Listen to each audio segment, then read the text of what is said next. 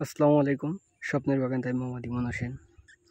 আমি পেয়ারা, কুল আর মরিচে একসাথে লাগাইছিলাম। সাথী ফসল হিসেবে মরিচ লাগাইছি। আমার এই মরিচ গাছের বয়স আজকে প্রায় আপনার ৭১ দিন হয়েছে। ৭১ দিন কি ৭২ দিন এরকম হয়েছে এই মরিচ গাছের বয়স। আমার এই জাতটা এগ্রোয়ান থেকে আনা নাগা ফায়ার। আজকে প্রথম মরিচ তুলতেছি গাছ থেকে।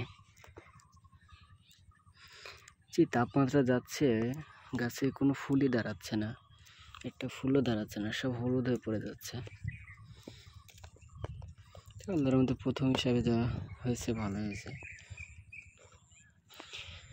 প্রচুর তাপ পড়তেছে, মানে প্রায় গাছ এরকম কুকড়ে যাচ্ছে।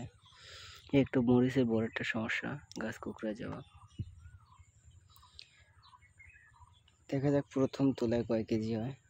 বেশি না হলেও 20 কেজি প্লাস হতে পারে।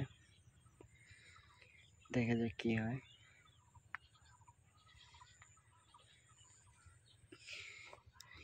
দুই দিন 3 দিন পর পরই স্প্রে করা লাগতেছে, তারপরও একটা ফুলও দাঁড়াচ্ছে না। যাদের কাছে আনছে তারা বলছে ভাই আবহাওয়ার কারণে সমস্যা হচ্ছে। এখন দেখা যাক আবহাওয়া কবে ঠান্ডা হয়। এই যে মরিচের সাইজ আছে এরকম।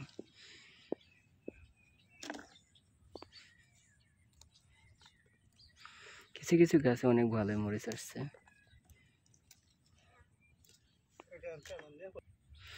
এই যে মরিচগুলোর সাইজগুলোর মতো অনেকই ভালো।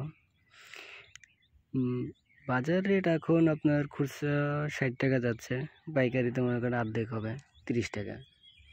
ব্যবসাওয়ালাদের অবস্থা এখন যে দিনকাল পড়ছে, মানে কৃষকের কোনো লাভ নাই। কৃষক এত কষ্ট করে কাজ করবে, স্প্রে করবে, খরচ করবে, দিন শেষে টাকা নেবে ব্যবসায়ীরা।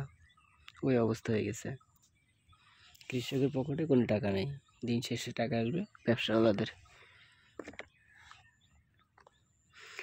এত টাকা খরচ করে 1 কেজি মরিচ পাইকারি বিক্রি হচ্ছে 30 থেকে 35 টাকা। 30 থেকে 35 টাকা বিক্রি হচ্ছে, আর ওরা বসে থেকে 60 টাকা 70 টাকা বিক্রি করতেছে। মানে বসে থেকে 20 টাকা 30 টাকা ওদের পকেটে লাভ। চাষাবাদ ছেড়ে দিয়ে ব্যবসা করাটাই মানে সবচেয়ে ভালো হবে।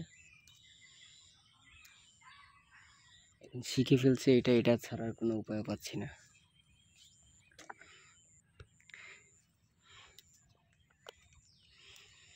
দেখা যাক কি অবস্থা হয়।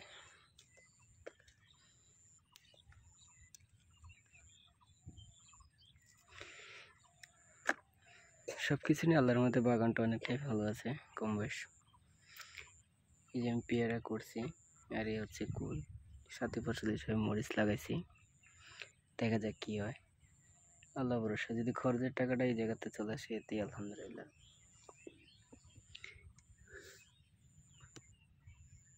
আর আমার মরিচ গাছগুলো অতিরিক্ত আগাম লাগানো হয়ে গেছে, আরও 2-1 মাস পরে লাগালে সবচেয়ে ভালো হতো। আজ এতটুকুই। সবাই সুস্থ থাকবেন, ভালো থাকবেন। আসসালামু আলাইকুম।